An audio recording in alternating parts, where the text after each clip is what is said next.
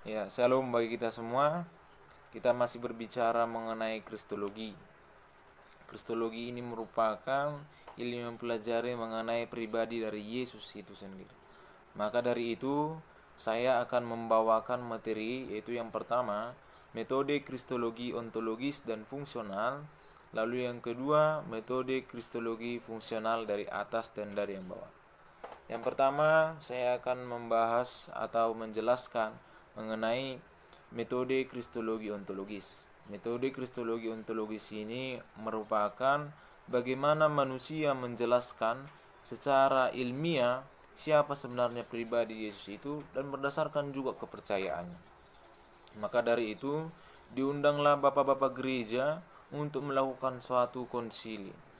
Maka dari itu juga saya akan melaporkan 4 keputusan dari hasil konsili, yaitu yang pertama, konsili Nisea yang dilangsungkan pada tahun 325 menghasilkan keputusan bahwasanya Yesus itu sehakikat dengan Bapa yang dilahirkan dari anak darah Maria, yang menderita, mati, dan bangkit pula dari antara orang mati. Lalu yang kedua, Konsili Konstantinopel pada tahun 381 dengan menghasilkan keputusan yaitu Konsili Nisea Konstantinopel, bahwasanya menjelaskan bahwa Yesus itu manusia sepenuhnya, bahwa Yesus itu Allah sepenuhnya.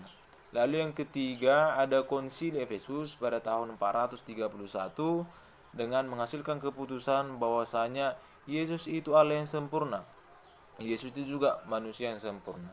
Lalu yang keempat ada Konsili Kalsedo dengan hasil keputusan bahwasanya Yesus itu memiliki dua tabiat, yaitu tabiat kealahan dan tabiat kemanusiaan yang tidak terpisah dan juga satu. Lalu dapat disimpulkan bahwasanya metode kristologi ontologis ini membuktikan bahwasanya Allah itu ada. Lalu kita masuk kepada metode yang kedua, yaitu metode kristologi fungsional, yaitu suatu pribadi dari Yesus itu berdasarkan karyanya.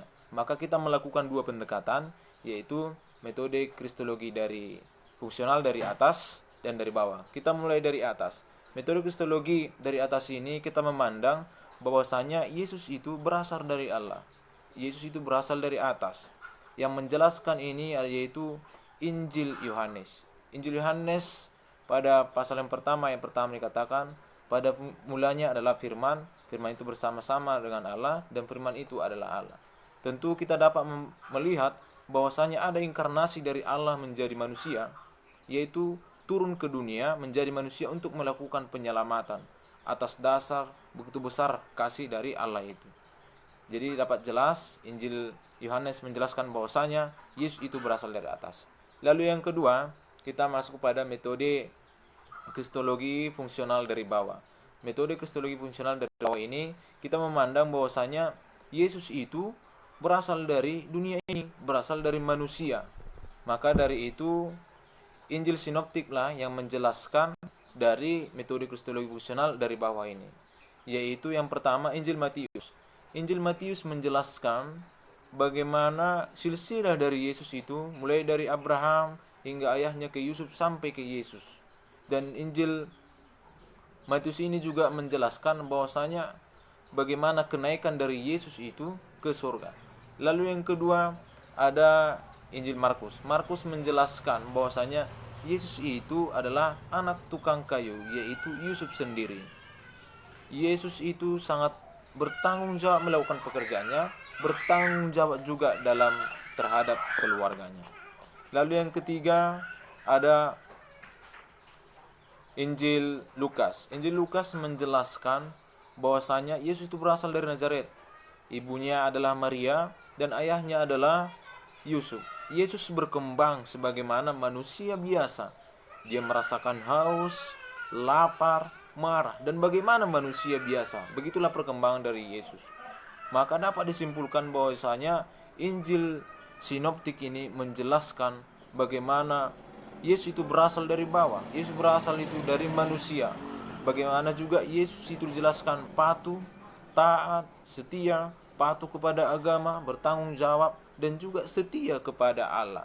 Dan dia juga dijelaskan setia sampai mati, dan sampai naik ke surga dan duduk di sebelah kanan Allah Bapa. Maka dapat disimpulkan juga Yesus itu juga berasal dari bawah. Maka kita harus memberitakan Yesus itu berdasarkan dua aspek tadi, yaitu dari atas dan dari bawah. Kita tidak boleh menjelaskannya hanya dari satu aspek saja. Mungkin itu saja pada bahan materi pada kesempatan ini. Saya Jonathan Sitorus mengucapkan terima kasih banyak.